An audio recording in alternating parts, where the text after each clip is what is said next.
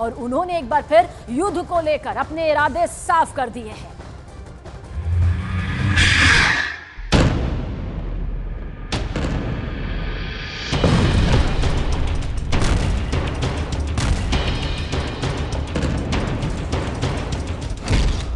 लंबे समय तक जारी रहेगा इजरायल हमास युद्ध।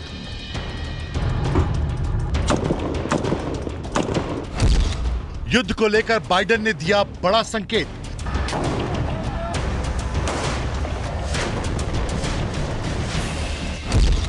हमास के खात्मे तक जारी रहेगा युद्ध।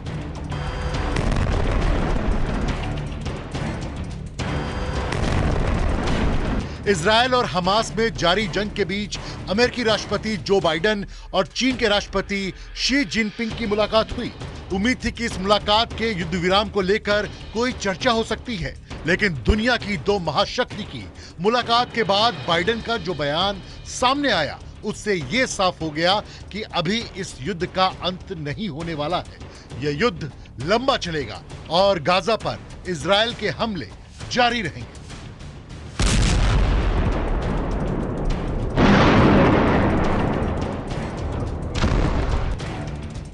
इजरायल की फोर्स गाजा पर लगातार बमबारी कर रही है। ग्राउंड ऑपरेशन भी किया जा रहा है।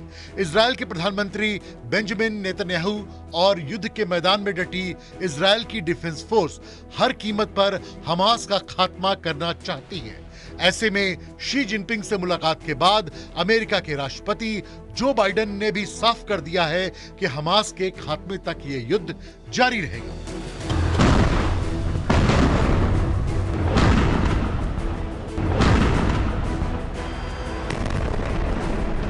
With regard to when is this going to stop, I think it's going to stop when when Hamas no longer maintains the capacity to murder and abuse and just do horrific things to the Israelis, and they still think that, at least as of this morning, they still thought they could.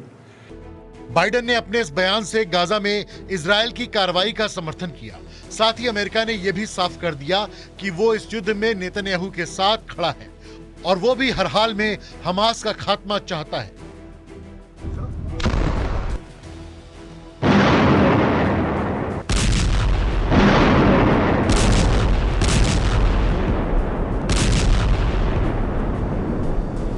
America शुरू से ही इस युद्ध में Israel के साथ खड़ा है और गाजा में युद्ध विराम का विरोध कर रहा है। बाइडेन कई मौकों पर साफ कर चुके हैं कि गाजा में युद्ध विराम होने से सिर्फ और सिर्फ हमास को फायदा मिलेगा।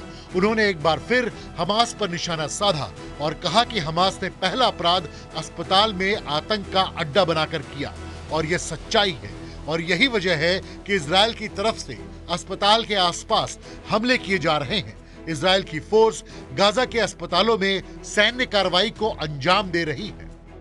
The first war crime is being committed by Hamas by having their headquarters, their military, hidden under a hospital. And that's a fact. That's what's happened. Israel did not go in with large number of troops, did not raid, did not rush everything down. They've gone in, and they've gone in with their soldiers carrying weapons, their guns.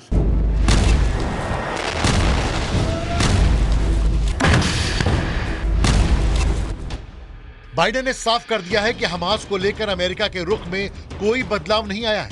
उन्होंने यह भी साफ किया है कि to state solution ही इस युद्ध को रोकने का एकमात्र उपाय है। I made it clear to the Israelis that to Bibi and to his war cabinet that I think the only ultimate answer here is a two-state solution that's real. We got to get to the point where there is an ability to be able to even talk without worrying about whether or not we're just dealing with, they're dealing with Hamas that's going to engage in the same activities they did over the past, on the 7th.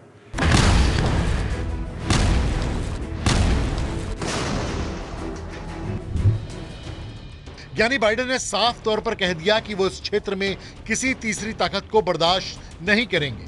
7 अक्टूबर को Hamas ने Israel पर हमला कर इस युद्ध की शुरुआत की थी और उसके बाद से ही इजरायल लगातार गाजा पर हमले कर रहा है। पहले हवाई हमले से गाजा में मौजूद हमास के ठिकानों को निशाना बनाया गया और अब इजरायल की फोर्स गाजा में दाखिल हो चुकी है और लगातार ग्राउंड ऑपरेशन को अंजाम दे रही है।